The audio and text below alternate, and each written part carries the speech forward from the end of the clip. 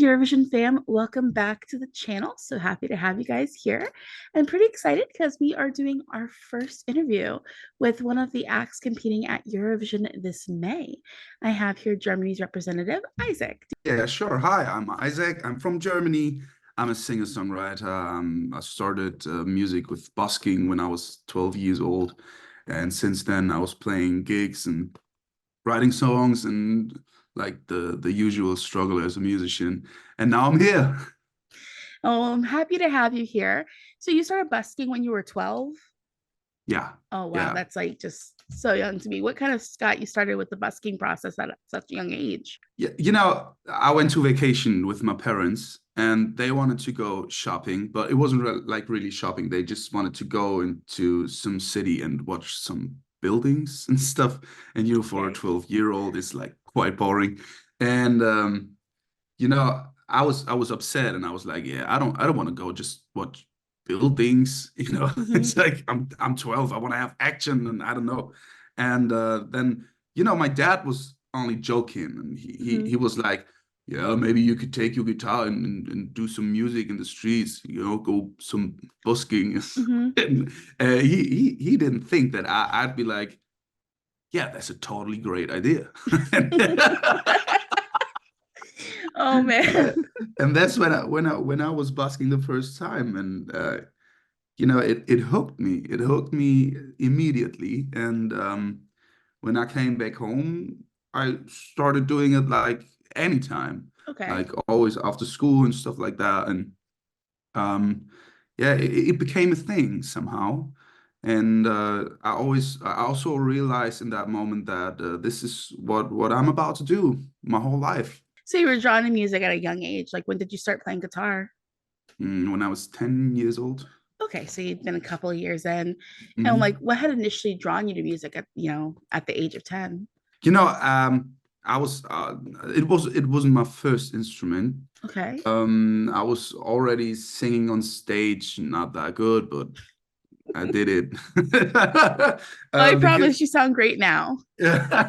thank you. Thank you. Yeah, it was a hard way. Um, I grew up in a Christian family, and my dad was some kind of worship leader in church. Okay.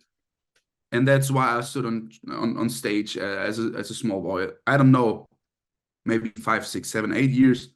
I can't really remember, but I learned playing the drums when I was 6. That was my first instrument, and I love to sing and I love to play the drums. And I was always like, okay, I love playing the drums and I love singing, but it's kind of hard to combine it. And Hmm. that's why I thought maybe I should learn any other instrument.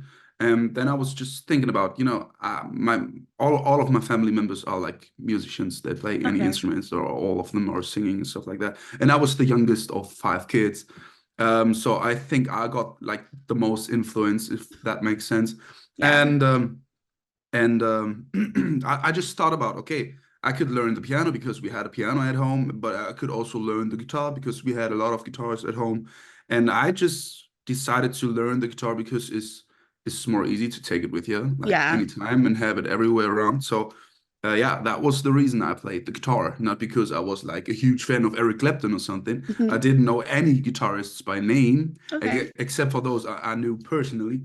So yeah, that was the thing, and I fell in love like quite fast.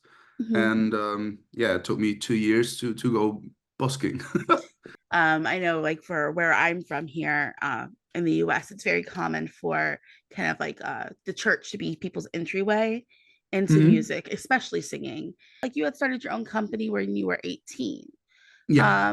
What kind of made you transition from working kind of behind the scenes? Because I believe I had read it was like organizing musical events and things like that. So what made you Mhm. kind of transition from that kind of work into more of writing music? I didn't really like organize stuff. Hmm. Someone wrote about me on Wikipedia, I think it was, like that I was some musical artist-ish guy. Hmm. I don't know, but that's not true. I just my company was just me playing gigs, and that's Okay. it. And Okay.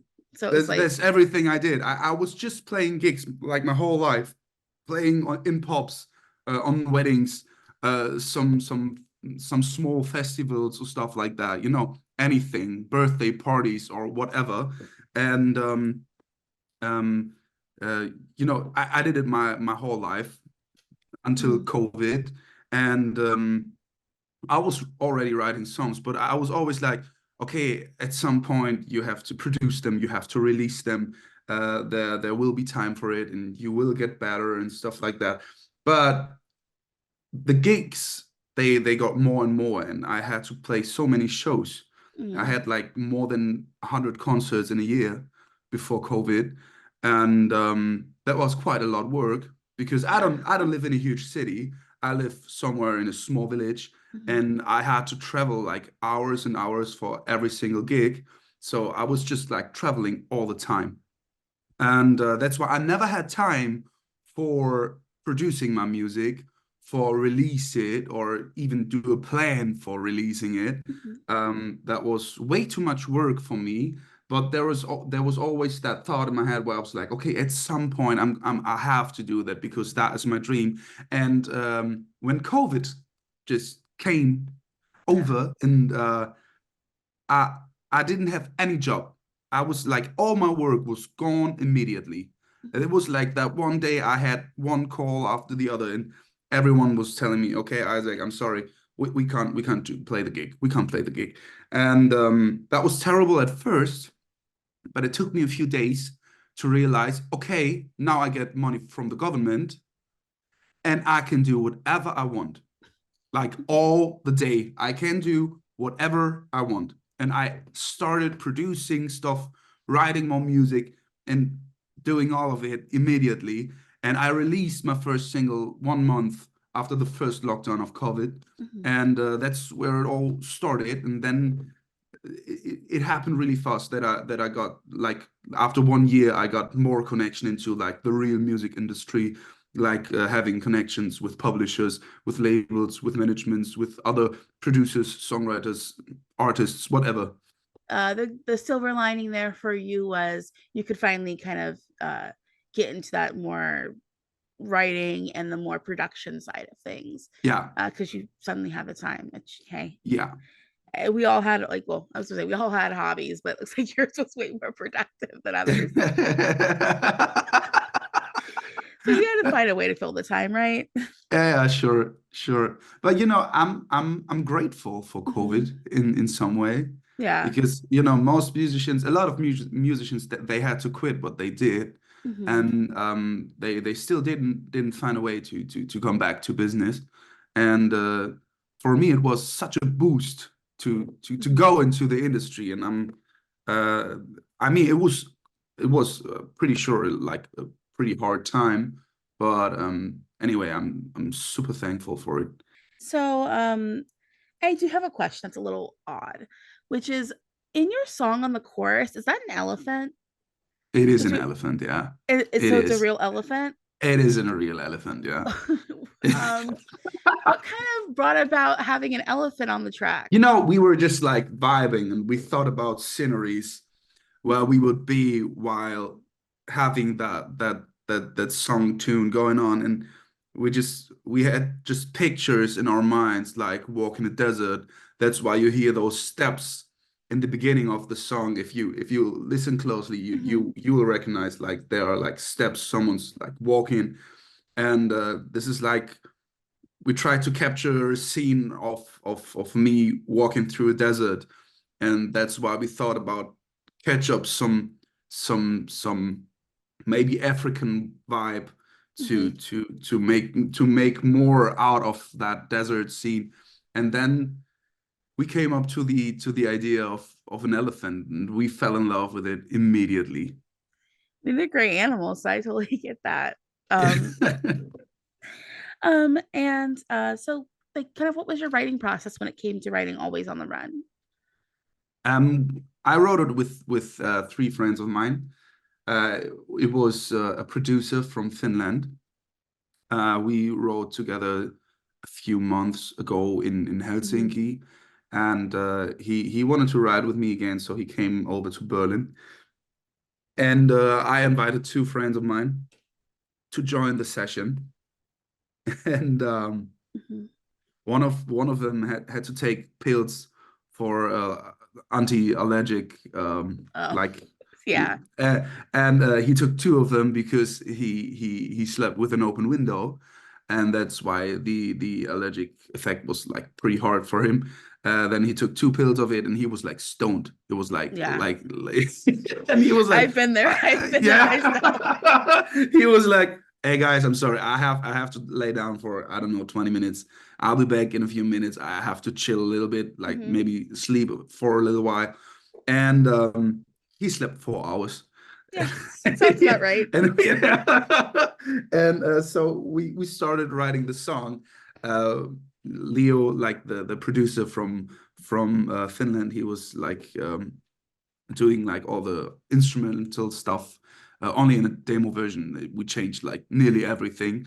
But he did like the chord progression. He's a quite good piano player. I really love his type of playing, and he focused on like the instrumental part, but we also gave our input to it. And Greg and me, Greg is one of the co-writer.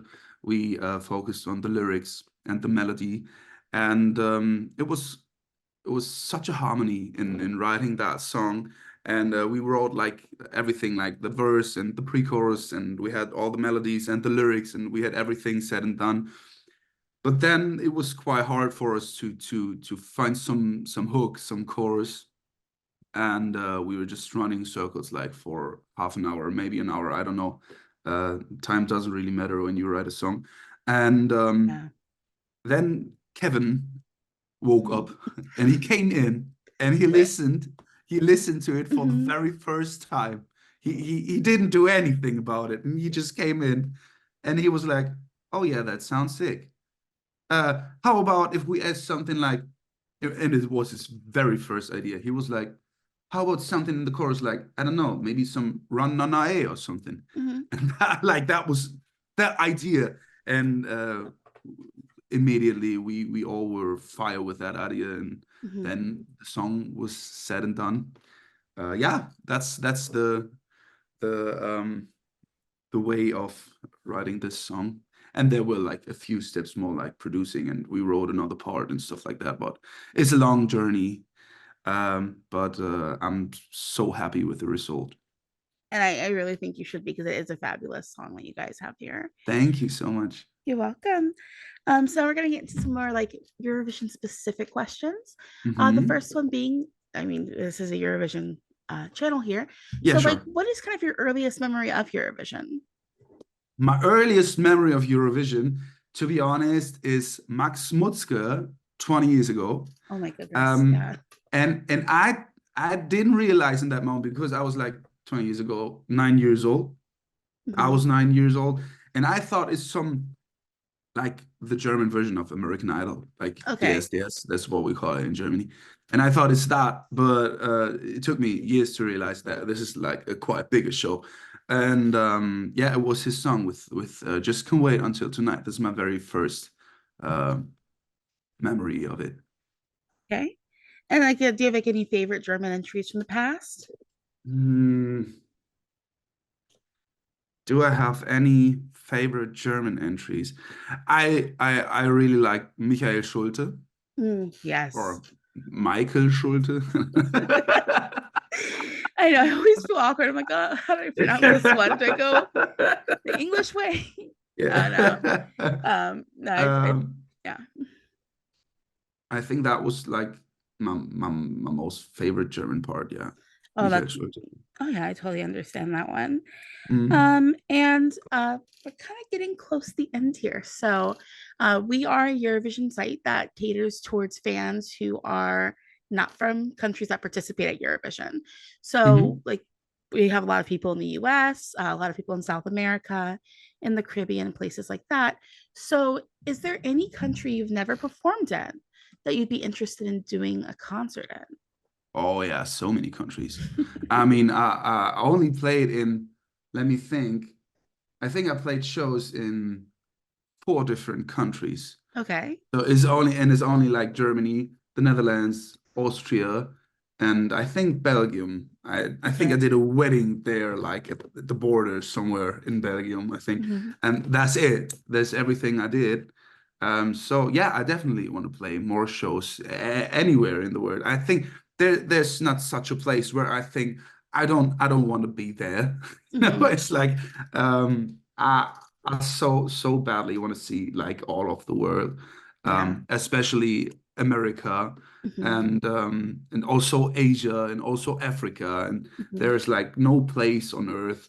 I also played in New Zealand, but in the Okay. sea on a ship. I was booked on a ship. Okay, like you did cruise ships. Yeah, Yeah. like some luxury-ish, I don't know. And we went from New Zealand to Sydney, and I played two shows on the ship with a band. But you know, it was on a ship, so we really weren't like in any country. And well, very few people gonna say they will. I mean, yeah, a few people gonna say they performed in international waters. Yeah. You know, Yeah. going by maritime law rules, right? Yeah. And at Eurovision now we do have the rest of the world vote. So do you want to kind of give us like a little pitch for the rest of the world to, pick up their phones and vote for you on Saturday night in May? Yeah, it would be so good. I'd be so grateful for any of you calling for me. I need like all of the help. But you know, it's a journey and I'm happy to be there. I'm so happy to be there. You know, like all the pressure fell off of me when I won the German final show Hmm. because I was like, now I've already won. Now I have like the possibility to play in front of, I don't know, maybe 200 million people, maybe Yeah. 160 million people. Everyone's talking about different numbers, you know. Um, and that's a thing. That's a Yeah. thing. No matter how many people won't like my music. Hmm. For example, I always imagine something like, okay, there are 200 million people, and just imagine only 10% of them Yeah. like my music. This is huge. This is still 20 million people. Yeah. Like amazing. So I'm just looking forward to it, and I decided to focus on myself, like to be all me, and to focus on my song and on my performance, and not to think about what other people think about me, not to think about how many people are in front of the stage or even watching that gig in their TV. Hmm. So I'm so happy to be there, but I'm also happy for any of your call. Thank you so much. All right. Well, thank you so much for joining me here on our channel here on YouTube. Yeah, Everyone, anytime. don't forget, guys, to give our love to Isaac with his song "Always on the Run," representing Germany at Eurovision this May. If you enjoyed the video, don't forget to also hit like and subscribe. Leave a comment. We're all here to have a good time. Don't forget to check out EurovisionFam.com. Thank you again for joining me, Isaac. Do you want to have me like Yeah. last thing to say here? Thanks for having me. And yeah, thanks for the invitation. It was a lot of fun. And yeah, just love yourself.